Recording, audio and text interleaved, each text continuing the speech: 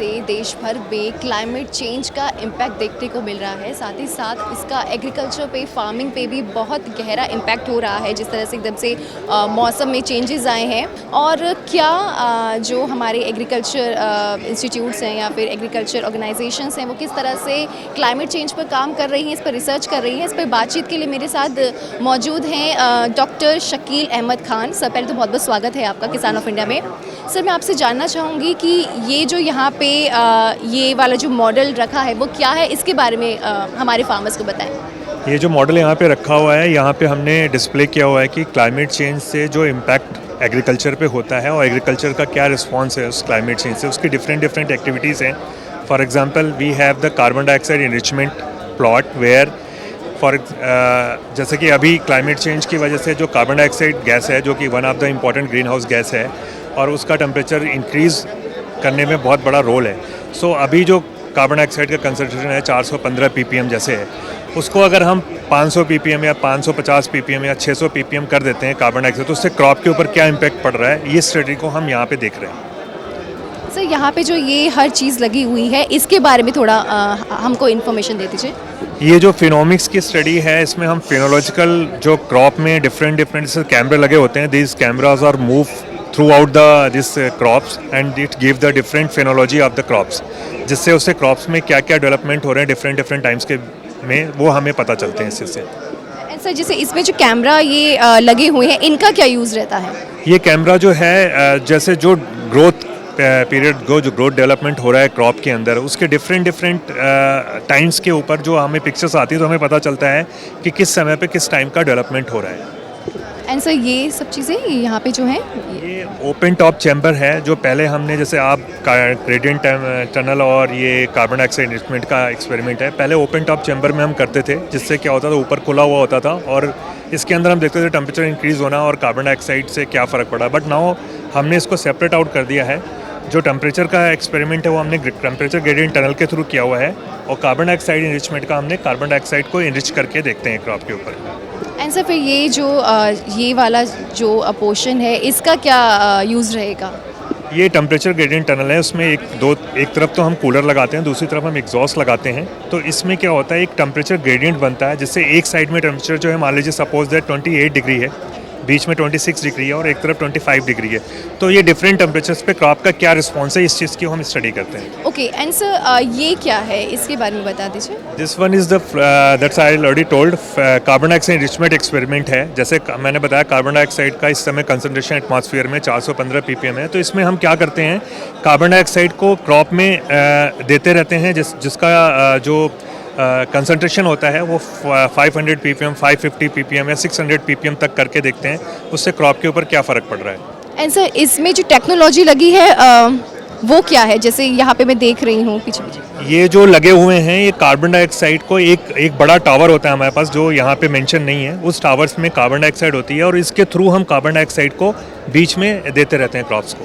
Cylinders में whole होते हैं मैम, सिलेंडर के होल के थ्रू इसमें क्रॉप को हम CO2 सप्लाई करते हैं, उससे फिर जो क्रॉप में CO2 नेक्स्ट 15, 25, 30 ईयर्स में जो CO2 का लेवल होगा, उसके इक्विवेलेंट के हिसाब से हम क्रॉप के जीनोटाइप्स का असेसमेंट करते हैं कि आने वाले टाइम में इसके क्या इम्पैक्ट होंगे क्रॉप्स पे, और या फिर इसके टेम्परेचर के या CO2 के चेंज से क्या हमको क्रॉप चेंज करनी पड़ेगी या क्रॉपिंग सिस्टम चेंज करना पड़ेगा या क्रॉपिंग पैटर्न सिस्टम। ये सारी इन्फॉर्मेशन आपको जो है मिल जाएगी इसके थ्रू? हाँ, इसमें सारी इन्फॉर्मेशन हमें इसके थ्रू मिल जाएगी। ये CO2 इनरिचमेंट का है, अभी हमारे फील्ड में टेम्परेचर इनरिचमेंट का भी ओपन फील्ड में फैसिलिटी है हमारे पास।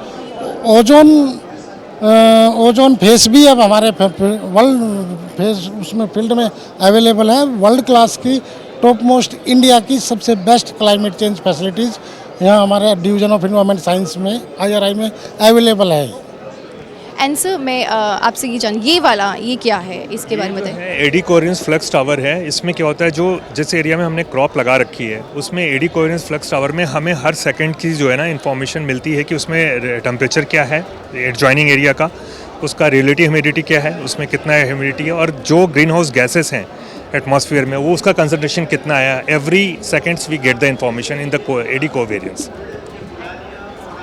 ये क्या है? This is the satellite data receptor है. Actually, this is the one of cover kind of things. Either the main system is there, where we get all the remote sensing satellite data, and then on the basis of that we analyze the images and get the results.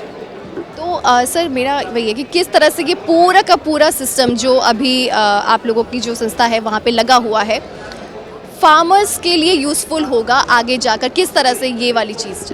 इसमें हम ये बता पाएंगे कि आगे आने वाले time में 20 साल 30 साल या 50 सालों के अंदर अगर टेम्परेचर इंक्रीज़ होता है तो हम बता सकते हैं कौन सी क्रॉप आपको लगानी होती है किस सीज़न में, और पर्टिकुलर रीज़न वाइज हम इस चीज़ को बता सकते हैं जिससे फार्मर्स को नुकसान नहीं होगा क्लाइमेट चेंज इम्पैक्ट होने की वजह से।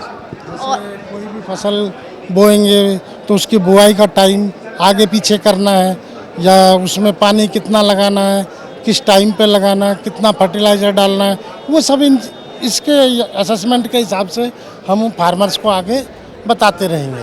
तो मतलब ये कि डिपार्टमेंट ऑफ एनवायरमेंटल साइंसेज ने क्लाइमेट चेंज को देखते हुए फार्मर्स को अच्छी जानकारी इन्फॉर्मेशन पहुँचे कि कब जो फसलें हैं लगानी है, उस पे काम जो है शुरू कर दिया है। काफ़ी टाइम से हम लोग ये काम कर रहे हैं, 2003 से ऑलमोस्ट 20 ईयर्स हो गए हैं जिस पे इस चीज़ पे हम काम कर रहे हैं, और ये फैसिलिटीज़ हमारे पास डेवलप हैं। आप इसको, ये छोटा मिनिएचर मॉडल है बट हमारे पास पूरी फैसिलिटी है जहां आप आके इस चीज़ को देख सकते हैं।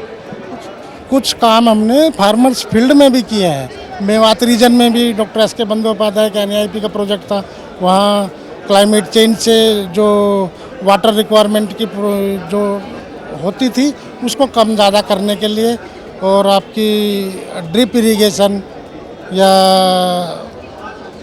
सिंचाई की जो भी पद्धति थी वो हमने वहाँ डेवलप की है, और लेजर लेवलर की भी जो इम्पोर्टेंस है वो भी हमने मेवात में बताया। यहाँ पटौदी के पास मुमताज़पुर गांव है, वहाँ निकरा कर 2-3 गाँव में काम चल रहा है। क्लाइमेट चेंज से रिलेटेड हम फार्मर्स के बीच में जाके फार्मर्स के साथ भी काम कर रहे हैं। तो थैंक यू सो मच आप दोनों का हमसे बात करने के लिए। तो आपने देखा कि किस तरह से department of environmental sciences climate change पे कई सालों से काम कर रहा है, और ये उनका मॉडल है, और किस तरह से फार्मर्स के लिए ये आगे चलकर इन्फॉर्मेशन उनको देना, किस हिसाब से अपनी जो फसलें हैं वो लगानी है, उनके बारे में उनको जानकारी देते हैं। तो आप दोनों का बहुत बहुत धन्यवाद, थैंक यू सो मच। किसान ऑफ इंडिया के YouTube चैनल को सब्सक्राइब करने के लिए नीचे दिया हुआ सब्सक्राइब बटन दबाएं, और किसान ऑफ इंडिया से जुड़े सभी अपडेट्स को पाने के लिए बेल आइकॉन दबाना ना भूलें। जो है आपके आसपास, आपके शहर का खास, वो दिखाएगा आपको DNN 24, आपका अपना डिजिटल न्यूज नेटवर्क।